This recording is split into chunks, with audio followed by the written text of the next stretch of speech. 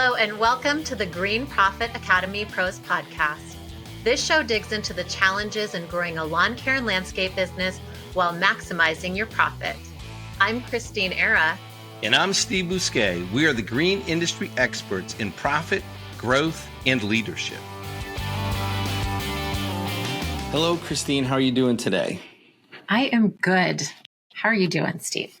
I'm really good. We had a heat wave. Well, what's considered a heat wave in Connecticut is like when it's 90 degrees, and it broke last night with some really impressive thunderstorms. So it's in the low 80s today. Everyone's in a much better mood.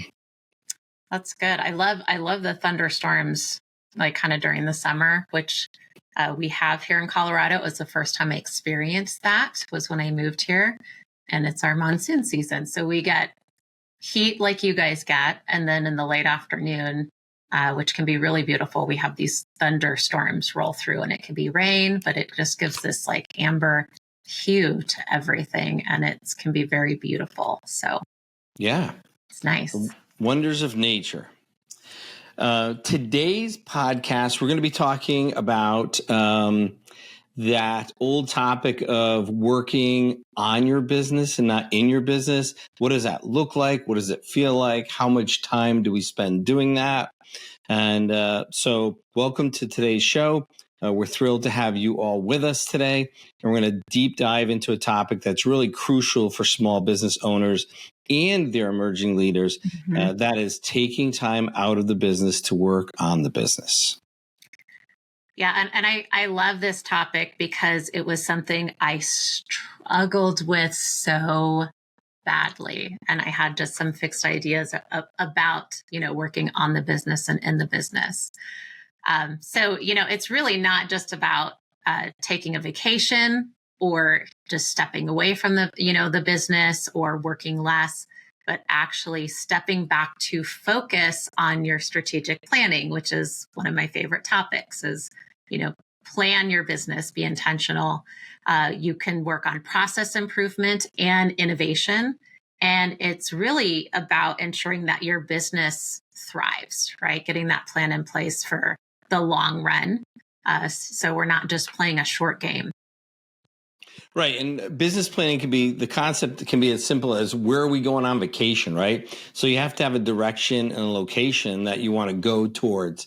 So if you're just working hard every day, I fell into that trap of if you just work hard, you have the right dump truck, the right fertilizer, the right color mower, everything will work out. And, not really focusing on the direction that I wanted to go or the destination I want it to be. So really that strategic planning involves, making a choice or at least, a decision of where you want to be at a certain time, just like taking a trip. Yeah. And I love this concept too, because when we start involving our emerging leaders, which is something that I also struggled with, towards like, I have to do everything myself. And then I was like, oh, someone can help me. And I've discovered that's my business, the languages of love, right? It's like my professional love language is help me get things done versus, my personal life. It's like quality time. I want to spend time with people. So I have really embraced that, my emerging leaders and my leadership team help get things done in the company. And what I have found is it gives them the ability to have their finger on the pulse of the company. It gives them and empowers them really to help make decisions, knowing that they're making the right decisions. It also, I think, gives them a solid foundation to stand on to where they're not trying to figure things out and get like decision fatigue or burnout because, they're playing whack-a-mole in the business, just like, most owners do, because that's something I stopped doing. So now I see my leadership team kind of also mirroring that behavior as being intentional. So, I love this topic. And I think that we're going to uncover some great insights for these business owners today on how do we do this? What does this really look like? What does success look like? Yeah, and right. What does it not look like, or what does not working on your business really look like, and how much is too much? And you brought up the emerging leaders, and I always refer to that as our right hand people, right? And one of the things that we've both discovered over the years is we need our right hand people on our team to be, involved and actively involved, contributing to the direction, and help keeping us focused on those strategic goals. So very important to have identify our emerging leaders and really support them and bring them into the fold. Yeah. So let's kick things off with talking about strategic planning. And what it's all about. So it's basically, if we look into strategic planning, and we're going to simplify what strategic planning is, it's really about setting long-term goals with those milestones that support them, right, to achieve it, and figuring out the best way to do it. Like, who's the champion? How are we going to get this done? Is this the right way to get it done? The other question I love is it the right time to get it done, right? Like, should we be spending our time and energy and resources on this right now? So that, I think, is the simplicity of what a strategic plan is. And planning is a huge part of working on the business. And I was just recently reading a Harvard Business Review study, and it showed that businesses and people that have written down goals and plans over a 10-year period make 10 times more money than people that do not have a written goal and strategic business plan. So if people, you always hear 10X this, 10X that, and it starts with a really good strategic plan. Yeah, that sounds about right. It's that roadmap, right? How do you know where you're going to go if you don't have a plan with the roadmap, how to get there? Super, super important, but it's overwhelming, right? It sounds, when I used to hear strategic business plan long-term, I didn't even know how I was going to make payroll next week. So how was I going to think 5 years out? And so, what I learned was I have to, figure out how to make the payroll and run the daily, but I also have to have a certain portion of my year that I'm doing that 5-year planning. It's not every day, all day long, but there's time that I had to specifically carve out and do my strategic planning. Yeah, and I think that's where I had some conflict with the working on the business or in the business. And I think it comes from, my strengths to where I'm strategic. I like to achieve things. I like lists, to-dos. Is I was looking at working on my strategic plan as working in the business. And I wasn't, flipping that script and going, okay, this is how it's going to support the business moving forward. And it was more, like working on the business. But I just kind of embraced it as it's part of my role. It's part of my job. It's something I need to do. And really, it's a different, time and mindset that you set aside, and it's really contributing, towards the business. So that was, I think, something that I struggled with. Was I was like, but that's what I do as part of my job. It's working on the business. Yes, I'm working in the business, but I'm putting something out there and creating something that really helps build the business. And, companies don't grow by accident. Like, yes, you can have, we've experienced it, in markets where, let's say, it's really hard to find a great contractor. And suddenly they're like, oh, we're blowing up with work. And what's really going on is that the market doesn't have enough contractors in that particular field. So it's automatically being defaulted to that company. So it's kind of like, that's accidental growth, right? It's like market driven growth. But then, if we don't have that plan in place, we're not being intentional about our growth. Like, we're not ready for when it comes. And I've seen this happen with companies that grow very, very fast, to where they'll grow, to a multi-million-dollar company and grow, 2, 3, 4 times their size. But their processes and their procedures and their systems are still supporting, that $2 million company when they're now at a $15 million, and they didn't close that gap because they were so focused on generating that revenue and providing those services. They're now falling into, people don't know what they're supposed to do. They're a little confused. There's some culture issues in the company. People are missing things. And that ties back to, creating that plan. And the owners are really driven by their talents with this because, what I've seen, and I've done it myself, is okay, we're short on cash because I didn't work on my business and develop my cash flow system. So I'm going to sell my way out of this, and I've had some other friends, we're going to always selling our way out of it. And what happens is now you have a bigger company that has a cash flow issue. You have a bigger company that has, whatever issue it is. One of the things that really helped me was realizing that the 5 functions of business, marketing, sales, deliverables, finance, and people, were really the components of my strategic plan. And it gave me a more clear kind of idea of like, okay, what does my marketing plan look like? Where is it now? What does my sales plan look like? Is it written down? Is it strategic? What is my deliverables?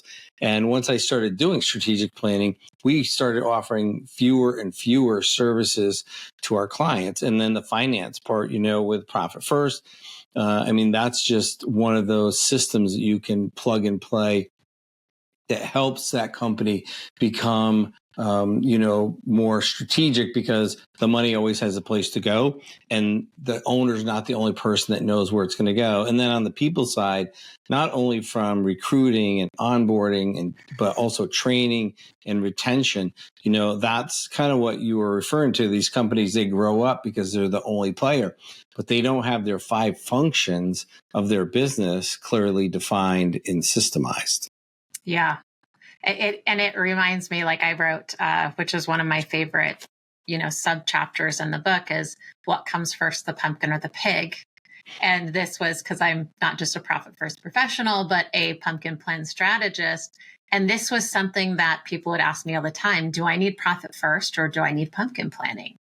And, it was kind of a trick question. It's like, well, where are you at? Like, what's your business maturity, right? What do you have in your business? Like, I would need to know more. And I have seen companies pumpkin plan their way into needing Profit First because they can't afford what they built. And then I've seen companies, needing the opposite to where, okay, they've done so much Profit First with their cash flow and becoming profitable. Now they need the pumpkin planning to close those gaps. What we're talking about, like that business just skyrocketing, with revenue and profitability. And then they're going back and they're going, oh my goodness, we're lacking these systems and processes. And I think, saying when you just said, where are you at now, right? So one of the things that when we're working with clients is, where are you? We're always meeting people where they're at. So going over those 5 functions, like, where is your marketing? Where's your sales system? Where's your deliverables? What are you delivering? Does it meet your clients' needs? And can you afford to deliver those? And your finance and your people. And then, because you want to say, all right, this is where I am now. And if I want to go, this is my long-term strategic plan. How do each one of those, what's the gap? How do you identify the gap in your marketing? Let's say your marketing consists of, you got uniforms, you have a Facebook and a website, and you do a postcard a year, right? Now, if your goal is to grow 5 or 10x, that's probably not going to be the big strategic marketing plan, right? So right. Identifying where you are now and what it needs to look like a year from now, 3 years from now, and who else do you need on your team? And the same thing with the finance. And that's one of the reasons I love Profit First so much, is because as my company grew, the percentages just allocate themselves to support that. So making sure I have a financial system in place, where I was before, right? Winging it and hoping I had enough money when I needed to have enough money. So really identifying where you're at, where you want to go, what's the gap in each one of those functions.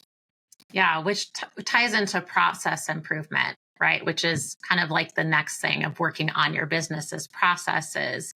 And what I hear you saying is you were looking at your processes while you were looking at your strategic plan and identifying ways to make your business more efficient, what you're offering your customers, what you're selling, selling your marketing, And all of that ties back to cost savings, those things that you just touched on. So you're basically creating a profit center in your business because you're looking at your processes in your business, and you're saying, oh, we don't really need to do that anymore. How are we going to approach our marketing? Who's our ideal customer? Things like that. And it allowed you to then provide a higher quality of service that was really speaking to the value that your customers were looking for. And it just so happened it created more profit in your business and efficiency and less stress on your team because they weren't trying to be everything for everybody. Right. And that's the whole thing. And even as we're developing all these 5 functions, we can't do that alone, right? So you've talked about this many times. There needs to be a champion other than the owner for all of this. So, really developing that leadership team is the crucial component to this. And, having the owner, and this was on our last podcast about the owner driven mindset, where the owner has to touch everything. So to really have that company that can grow, the owner has to have somebody else in the company to be a champion and help with those 5 functions.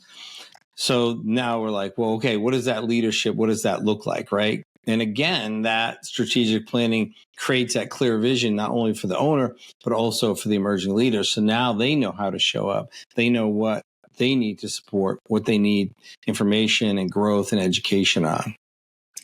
Yeah. And I kind of tying back to processes, I know many business owners struggle with, well, I understand like setting a goal, right? They go, oh, I can say I want to do this and I want to do it by then. But then there's like in between having the idea and then the end game of the goal. And I love, this is one of my favorite services that we provide, which is the 6-week workshop. We do it once a year. It's the Business Accelerator workshop. And we walk them through building a strategic plan and getting some good, foundational pieces in place that they may not have had dialed in 100%, or maybe they have not had it all, but then walking through the, what are your goals? What are your milestones that support that? And then who's the champion? What's the timeline? And really making it measurable. And this is a process that, honestly, it does not come easy to every business owner. And I would say across the board, it doesn't come easy to most people. It takes a very, specific type of person who thinks that this planning process is seamless and easy and not that big of a deal, though it's very hard for other people, right? It's kind of taking that type A personality and say, hey, create some art for me. And we're going to be like, okay, well, I'm not really into art. I'm into, making a checklist. So, what do you want me to do? So, it's again, it's like, do you have those skill sets? Do you have those strengths? And if you don't, that's okay. But a process can help with that. And that's what I love about the Business Accelerator workshop is it gets them through, those challenges of really creating an effective strategic business plan. And for some people, this can be, it's kind of like we're going to meet people where they're at mentality again, right? So for some people, it's like, what's my lifestyle congruency, which is just a really fancy way of saying, what do I need to make to support my family? How close am I to that? If I'm not there, what does my business need to look like to get there, right? So, and I've said this before in our spouses didn't marry our business, right? They married us because they wanted that relationship. So you have to honor those promises in that relationship. And that lifestyle congruency is not only is it money, but it's hours. So if I'm making the money I need, but I'm really sacrificing my family's time and quality of life, that's a lifestyle congruency issue. So really identifying, okay, how much money do I need? What do I want my life to look like? And then start designing the business to meet your personal goals and creating a company that supports that first. Yeah. And I would also say, including no matter how small you are, if you just have like one person on your team or you have, 50 people on your team, right? Who are those people that can support you and, setting up these goals or executing these goals or, anything like that. So I think that's important, is not to go at it alone either. So, creating a plan, but not creating, unless you're, just a solopreneur still, which is fine, have somebody else in that plan. Just don't carry it all on your back. And if you are a solopreneur, then, who are those other people that are maybe subcontractors that can help you move things forward? Yes, sharing the plan and the goals is very important. It puts it out in the universe, right? And people will find a way to help, offer, kind of support in a way that they can. And if you have someone in your company, if it's just two people, right, what can the other person be the champion of? And if it's 50 people, right, who's the champion that can help you, and who's the next champion that can help you? And then how do we develop and support the champions, right? We just can't tell them stuff and then walk away. We have to really find a way to support them. Right. So another part of working on your business is being innovative. And what does innovative mean, right? It's where we step back as business owners and we look at, new creative ideas. Like, what are these? And I'm not saying like these are ideas that just pop up because a customer's chirping and complaining. And then you're like, oh, well, we could just do this and this will solve the problem. Or if we offered this service, or, it's really taking that time out of the business and away from the business to look at like, what are the real challenges? What are we trying to achieve? What are our goals? What's our vision, for the brand and the business we're trying to create here? And then you can bring in some of those problem solving, things to where you're like, this is a big problem. How are we going to solve it? And invite your team to the table to talk about some of these ideas and share some of these challenges. So it's, we want to create time for that. In innovation, there's two ways I kind of look at innovation, and is like, what's everybody else doing? Right. And so if people say to me, well, everybody else does it this way, and I'm like, okay, we're going to do it this way. And Netflix is a great example of like, they disrupted the video market, right? Completely disrupted it. Everybody had stores, brick and mortar, and they completely disrupted it. So, when people point out to me, hey, nobody else does it like that, then I usually know I'm on the right track. And then the other way of like just innovating in like the most like simplest form of taking something that someone else created, instead of saying that doesn't work for me, looking at it and saying what parts of that do work for me. So, I don't need the whole thing. I need a part of it, and plugging that into my business, my market, my region, wherever I'm at, and then finding something else that somebody's winning with or doing really well, and taking a piece of that and taking the very best pieces and literally creating something new. Core Growth Strategies provides business growth management solutions through cloud accounting, bookkeeping, and strategic business consulting programs. Our team works with small businesses in lawn care and landscape and trade industries throughout the U.S. We increase our clients' business acumen by creating business performance transparency through financials and strategic advisement based on industry best practices and benchmarks. Our experienced team provides support, guidance, and coaching, thereby allowing our clients to connect with viable data and discover their own solutions. Core Growth Strategies programs and services are designed to get your business from where it is now to where you have always dreamed it to be. Visit us today at coregrowthstrategies.com and follow us on Facebook, Instagram, or LinkedIn. Don't miss our exclusive limited time podcast special. Just mention promo code GPA Pro to any member of our team during your complimentary consultation, or enter the promo code on our site when you sign up for one of our online programs. That's promo code GPA Pro. Yeah, I like the, what would work for me versus, what did this person do that worked for them, and just taking those pieces. And I know we coach around that quite a bit. We have conversations, and there's some things that we hear where we're like, that's really amazing. And then we try to do it and we fail. And the failure part, it's not on our part. It's just, we're not working from our strengths.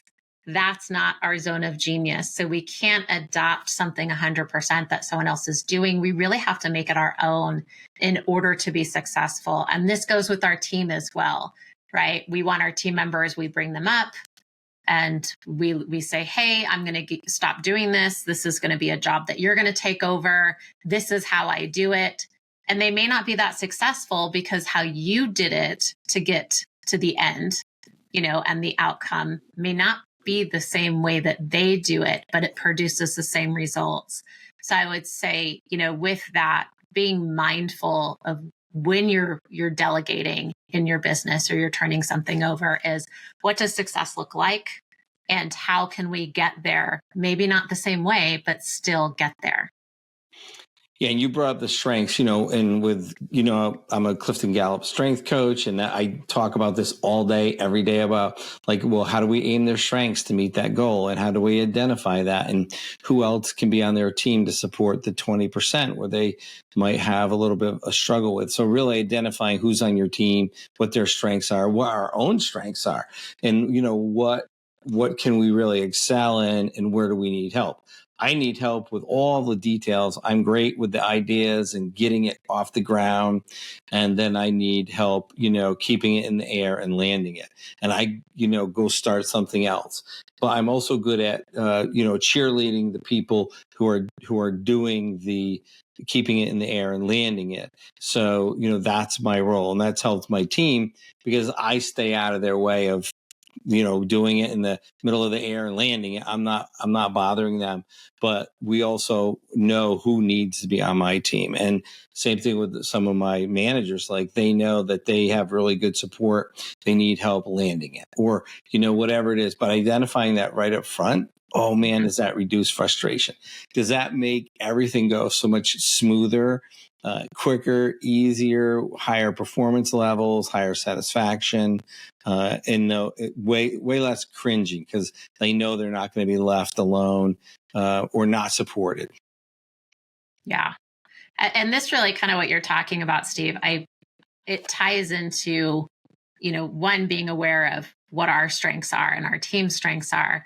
But unless you spend time developing your leaders and yourself as a leader, that's never going to happen, right? So it's we talk about increase your business acumen and, your awareness, but there's a whole nother side of that where as leaders, as we grow a business, and not just us, but the people that are there supporting us, we need to increase our acumen around leadership and awareness as well as theirs and be on the same page. And I think that that's really important.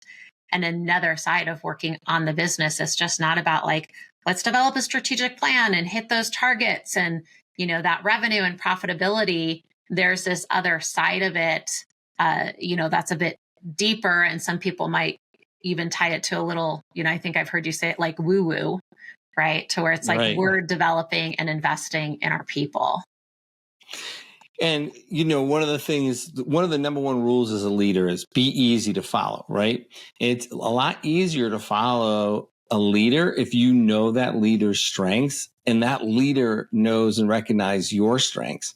And one of the funnest things that we do is if we have an assignment or a project, we can look at our team's strengths and line up who needs to be on that team. Okay, we need an activator. All right, but we also need an achiever. We also need someone with deliberative. So what does the team strengths look like to get that project done? I know if it's a very social thing, I need my relationship and my influencers to be involved, but I also need, someone with the details to be on that team. So someone with executing. So we can really look at that. And then we're not surprised when it works well, and we're not surprised if it doesn't work well. We look at, I'll give you a perfect example. We had someone that was not retaining the information that we were sharing with him. And then we looked at it, and his number 34 strength is input, which is collecting and retaining information.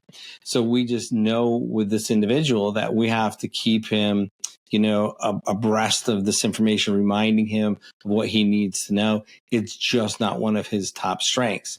So knowing that up front, my team's like, oh, we can manage around that.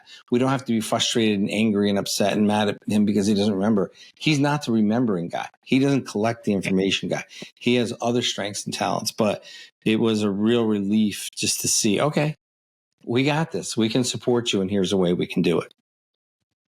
Yeah. So one of the things I know we've both done is we have invested in the strengths leadership, development with our team from the Gallups, Clifton Strengths. We have seen great results from it. Our team loves it because they gain a better understanding about themselves, but they also gain a better understanding about, their professional peers. And then this connection grows. I've noticed that they feel seen, they feel valued. They're able to work more in the areas that they love because we're aware of their strengths and delegating things to them. But we've invested in them to learn this, so amongst other things, but this is one of the main drivers that I've seen really develop a great team and, allow them to kind of step up to the plate a bit more and step into a new space that moves the business forward. So it is extremely important, I think, to foster leadership development in a business. And this helps grow and prepares the team, not just, the owner, but their people supporting them and the people, on the production side, into just a greater sense of self and more responsibility. It is so much fun to see people on my team, even my production people who are very aware of their strengths and talents because we've invested in this, to realize, hey, I'm doing this type of work because this meets my strengths. And they show up. We have lower absenteeism, higher retention, higher production rates, lower breakage, and it just lines up to their natural talents. And the customers even see it. They don't know why, but there's whatever the connection is on those types of jobs, it lines up to the expectations of the customers. And I think it's because my team's bringing energy and people pick up on the energy, that positive energy, that they're happy to be there, that they're really succeeding at their work at a high level. And so it helps with everything, more getting more work, keeping people longer. It goes on and on. I was at a function last week and someone found out who I was. And they're like, I know one of your team members. She loves working there. She said it's the first place she's ever worked that recognized her as a person and cared about her as a person. And it's so interesting, aligning her strengths with and she works in the field. And we get more reviews and positive feedback about this individual. And so it goes hand in hand, and she's telling other people. So now it's out in the community. So that helps us to, attract new talent.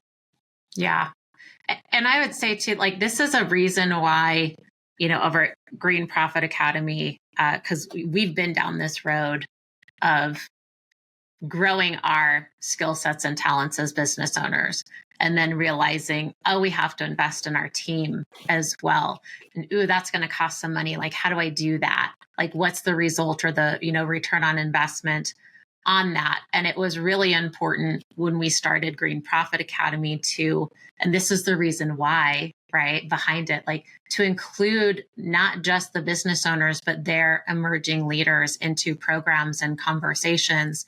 And we allow them to show up on office hour calls, and we have an emerging leader group that it's just emerging leaders, and just the people in that group, seeing the growth that they've had, emotional growth, the leadership growth, the awareness has changed how they're managing the team, or I wouldn't even say managing, but leading the team, with a more positive spin.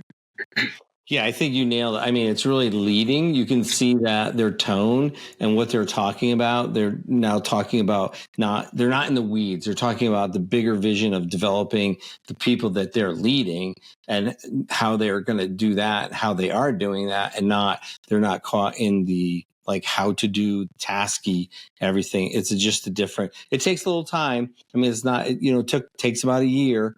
of that thinking because we're changing their process and they're looking at their team and recognizing their strengths and talents. Yeah, it's an investment. It's tough when you're looking at how am I going to pay for payroll and my equipment, and now I'm going to invest in my team. And then what if they leave? And that's one of my favorite quotes. People say, well, what if you invest in them and they leave? The saying is, well, what if you don't invest in them and they stay?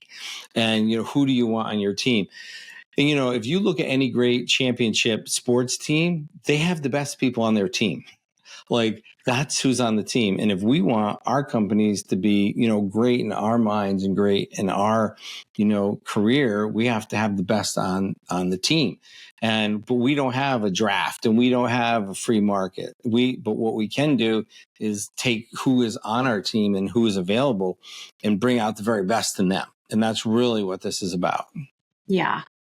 Yeah. And we, invite the emerging leaders, and we were talking about that strategic business plan. There's business owners that have their emerging leaders in that workshop with them, helping them, with the business plan, the strategic business plan.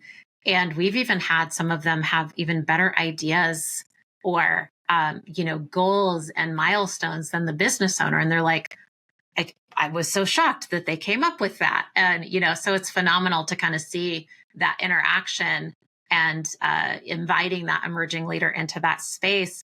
And we also have them at our annual Mind Your Own Business retreat. So, typically business retreats, it's a lot of just like business owners coming together.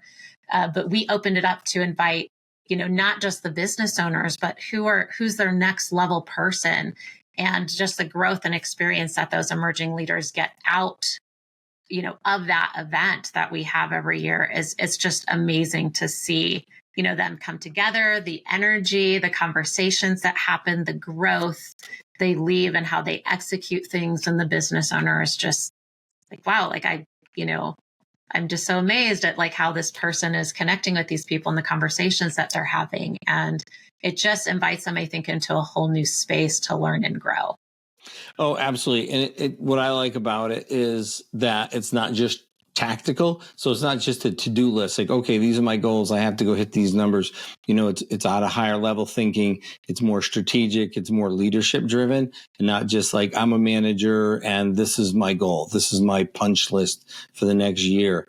It really gets them to step into a much bigger role, which is the leadership role. And that's how we grow the company, right?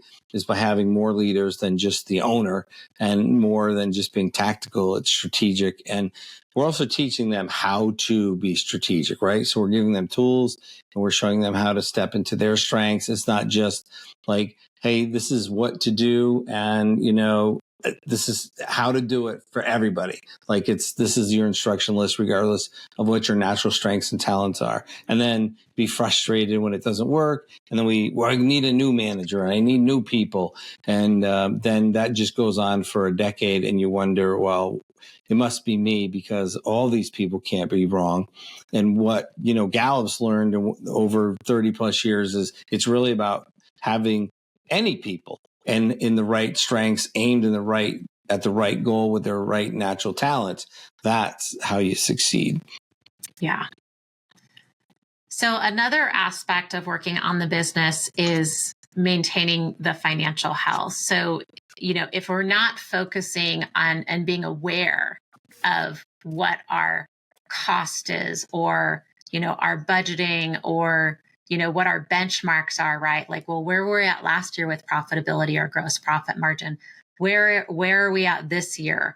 It's really hard, to manage it. So this is another aspect of working on the business is knowing your KPIs, knowing the most important drivers of your company and measuring those and having that insight around your financials and ensuring your company remains healthy is another part of working on the business. Because if you're not doing that, then, what are you doing? Like, what are you saying yes to if you're saying no to understanding your numbers and your financials and what those need to, what does your production need to produce? How much does your cost need to be? What's, your break-even point? Do you know how to calculate that? So there's some bigger questions around the finance side of the business. And that's another part of working on the business, is having your numbers right and knowing your numbers and starting to learn more about how you can manage those numbers. And it's scary.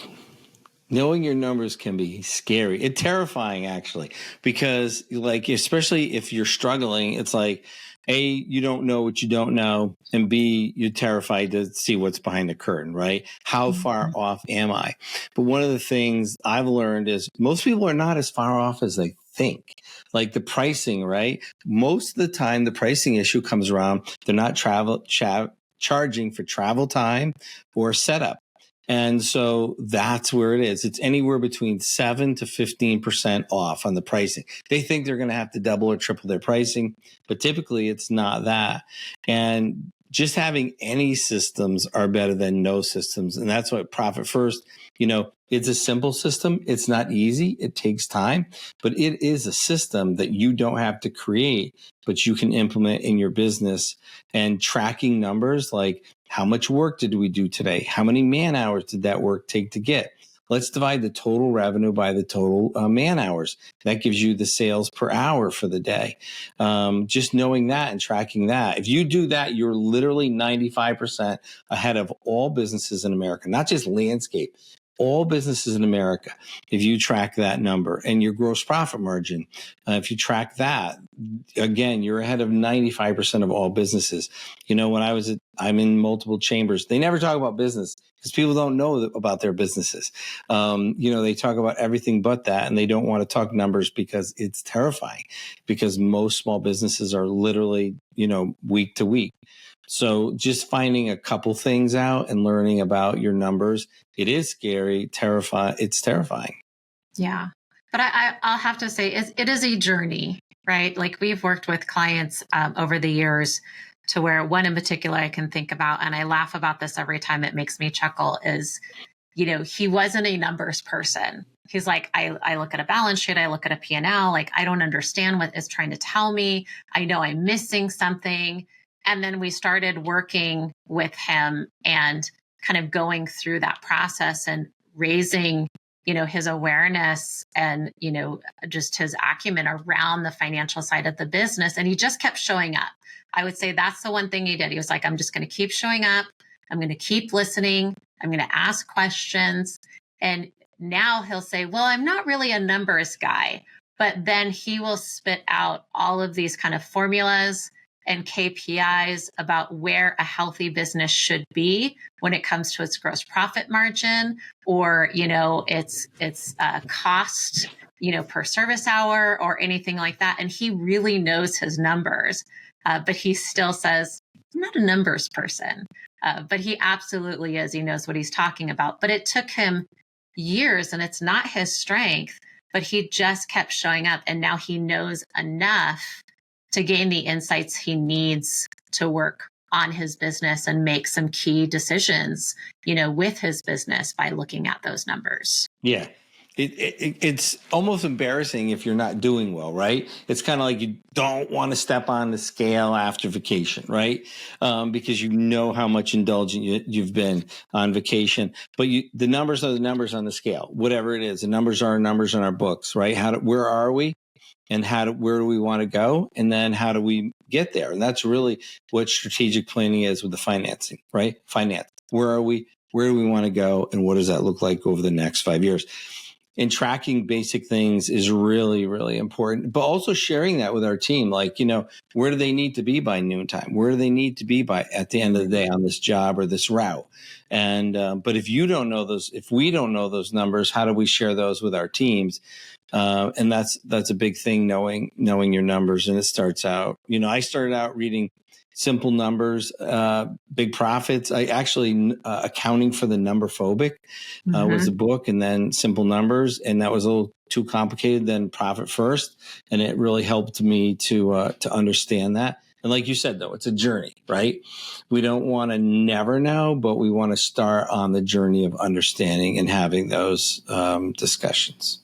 Right. And that's working on your business. Right? It's spending that time to invest in knowing what your key performance indicators are, knowing, how your business should be performing, knowing how much time it takes in the field to deliver the services that you provide and the cost associated with them. So that's another part of working on your business.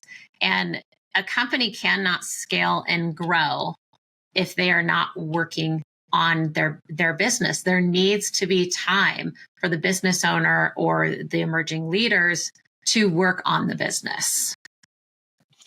And what does that look like? Like when we say we need to take time to work on the business, right? Is that weekly, daily, monthly? I ran into people where I had to give them a reality check because they're like, I'm working on my business. And I'm like, and it's their full-time job and their business is really struggling because they really are not large enough yet to have the owner's full-time job be working on the business. And I'm like, well, let's get some billable hours in there for you. And then we'll schedule this time and that time to work on the business. Because not only do you have to work on it, you have to implement it. You have to roll it out, evaluate it, recorrect, realign. So it's not just new ideas and new systems every day, all day. Yeah. And that's a really good point, right? Is how much as a business owner do I have to work in the company in order to produce enough revenue to cover my costs? What does that look like? And this is, I think a tiered process, right? Just like in Profit First, they talk about the revenue tiers. In the Profit First for lawn care and landscape businesses, I roll out the scalable growth business model concept. And we're talking about the owner working in the field versus the owner's pay. What does that look like? So it's really being aware of how much do I have to produce as an owner? Because if you don't know, and if you're just going in and you're not really working in the field, but you're trying to do all these other things because you're avoiding working in the field or whatever that is that you're avoiding, it really comes back to which we've talked about this, playing business, right? Are you playing business? Are you actually a business owner who's out there, getting it done, being aware okay, I can work, 30 hours a week in the field. These other 10 hours are working on the business, which means, I'm working on some development time, which means I am strategically planning, which means, I am figuring out what it costs for my team to produce the revenue that we need to produce and creating a new KPI. It's, one little thing at a time working on the business. And eventually you'll have this beautiful foundation built out that you can rely on, and you can be proactive little by little versus reactive just by planning ahead with baby steps. And knowing what to work on and when to work on it is key. And, getting away from your business and going with other business owners who are working on their business at the same time has always, paid dividends for me. Getting that different mindset and input has helped. So, that is big, taking a few days out of every year and doing that, and a few hours out of every week, and a few hours out of every month, and making sure that, we're working on the business. It has to do with one of those 5 functions, and how do we improve it, but in a way that gets us closer to that long-term strategic goal. So adding, one of the things I used to love to do is adding new services, right?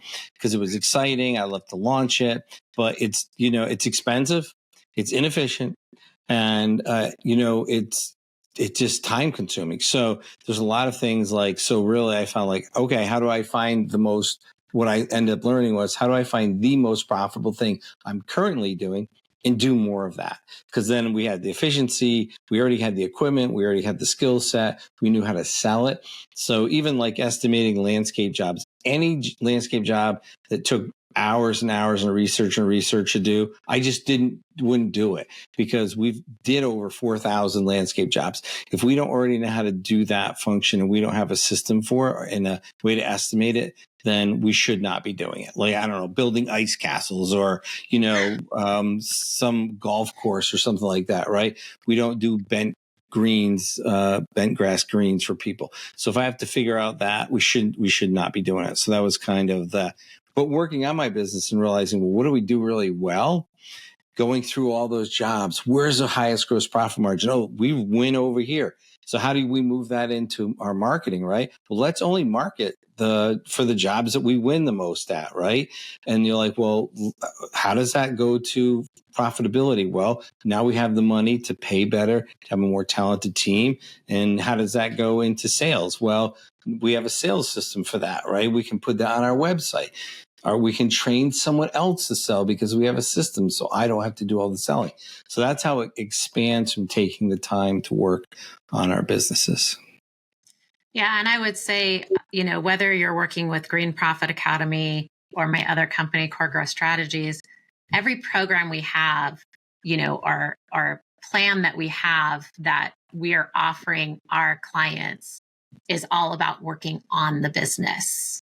So, we ask a lot. It can be a lot of work, but it's what it takes, to work on your business and get there and take that time. So, before we tie up today, I want to cover, what it doesn't look like. What it doesn't look like is, of course, ignoring things, right? Putting it off, procrastination, saying, I don't have time for this, buying into, I don't have time for this, not making that time to be intentional to slowly get little things done. So just setting, even if it's a half a day aside, or maybe you could only afford 2 hours a week, start small and kind of get into that habit of working on your business and being intentional and prioritizing these things. Yes, being intentional about moving toward the long-term goal and staying focused on that and staying in reality that it needs support to support your personal lifestyle congruency. So, yeah. And I would also say it doesn't look like you coming in the office and doing admin tasks because you're not hiring an admin. That's not working on the business, right? Like that's some things like customer emails. That's a business function. Planning out a route, that's a business function. That's not working on the business. So on the business are things that are going to move you forward. So yes, you're checking off that task list. Those task lists of day-to-day administration or production is working in the business. yes. Yep. Absolutely. Well, I want to thank everyone for joining us today, and I hope this was helpful. And we look forward to you joining us on the next podcast. And I will include some links as well as some of the programs that we talked about today in case you're curious about looking into those and focusing on working on your business. Thanks for listening to the Green Profit Academy Pros Podcast, the show that digs into the challenges of growing a lawn care and landscape business while maximizing your profit.